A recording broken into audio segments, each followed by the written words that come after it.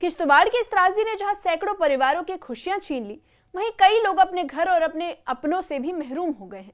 ऐसी ही एक महिला है जिसकी आंखों में आंसू और चेहरे पर गहरा दर्द साफ झलक रहा है। उसका कहना है कि कैसे अचानक बादल फटा, तेज बारिश और पानी का सैलाब उसके घर तक पहुंच गया और चंद ही सेकंड में आधा गांव बह गया। वो बताती है कि उनके पिता और परिवार का सब कुछ इसी सैलाब में समा गया। चारों ओर मलबा, टूटा सामान, लकड़ी पत्थरों का ढेर और सन्नाटा पसरा हुआ है। ये दर्दनाक गवाही सिर्फ उसकी नहीं बल्कि हर उस परिवार की है जिसने इस त्रासदी में अपने अपनों और अपने सपनों को खो दिया।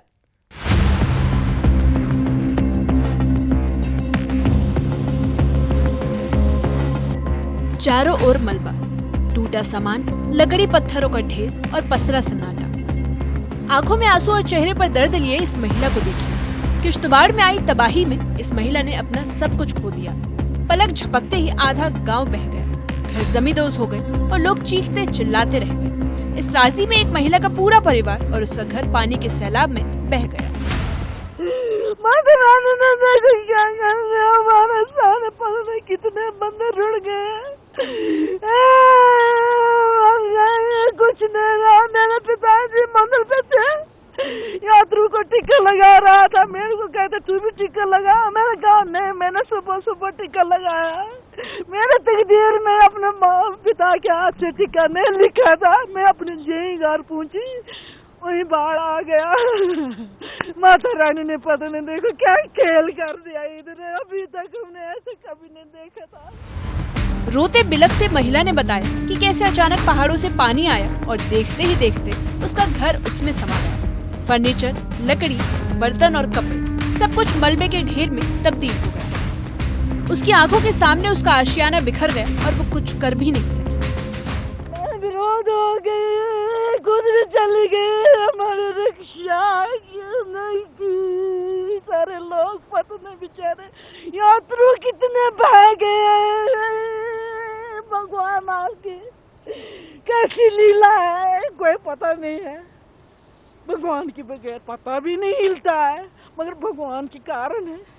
ऐसे ऐसे दुर्बता बड़े लोग हमारे गांव के जो बड़े बड़े थे, इधर नुमाइंदे थे, उन्होंने अपने बलिदान दिया। इसमें यहाँ पे बलिदान दिया उन्होंने।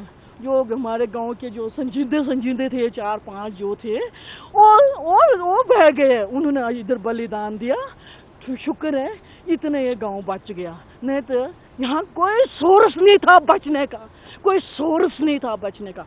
हाँ, सामने की बात है। फिर देखो जब ये रुड़ने लगे ना इधर ये, तो मैंने अपने घर से उधर देखा। मैंने कहा पता नहीं इधर माता रानी अब जो गए तो गए, अब हमें तो बचा ले, नहीं तो बस बारी आ गई। अब माता रानी क्षमा करना, माता रानी कुछ करना, क्षमा करना। बस ये कोई 4-5 बजे हमारे जो संजीदे थे ना, उन्होंने अपने बलिदान दिया। शुक्र है गांव बच गए। महिला का दर्द सिर्फ घर तक सीमित नहीं रहा, उसके आंसुओं में अपने परिवार वालों को खोने का दुख भी शामिल है। वो लगातार रोते हुए यही कहती रही कि वो अपने परिवार वालों को नहीं बचा पाई। आसपास हर तरफ मलबा, टूटी लकड़ी और बिखरे सामान के बीच ये महिला खड़ी, चेहरा गम से ढका हुआ है और आंखों से आंसू बहे जा रहे हैं। किश्तवाड़ से आ रही ये तस्वीरें और लोगों की आंखों से छलकते आंसू ये बताने के लिए काफी है कि तबाही कितनी भयानक है। घर बह गए, परिवार उजड़ गए और चारों ओर बिखरा सामान और खामोशी उस सैलाब की गवाही दे रही है जिसने लोगों का सब कुछ छीन लिया। फिलहाल प्रशासन राहत कार्यों में जुटा हुआ है। Bureau report, news 18। किश्तवाड़ से आ रही ये तस्वीरें और लोगों की आंखों से छलकते आंसू बताते हैं कि तबाही कितनी भयानक थी, जिसमें घर बह गए, परिवार उजड़ गए और लोग अब केवल यादों के सहारे जी रहे हैं। महिला की टूटती आवाज में पिता का नाम पुकारना, गांव के मलबे में अपनों को तलाशना, ये तस्वीर हर किसी का दिल दहला देती है। चारों ओर बिखरा सामान और खामोशी उस सैलाब की गवाही दे रही है जिसने सब कुछ छीन लिया। प्रशासन राहत और बचाव में जुटा है, लेकिन उस माँ, उस बहन और उस बेटी के दिल का दर्द शायद ही कभी भुलाया जा सके। इस त्रासदी ने एक बार फिर साफ कर दिया है कि प्रकृति की मार से इंसान कितना बेबस हो जाता है।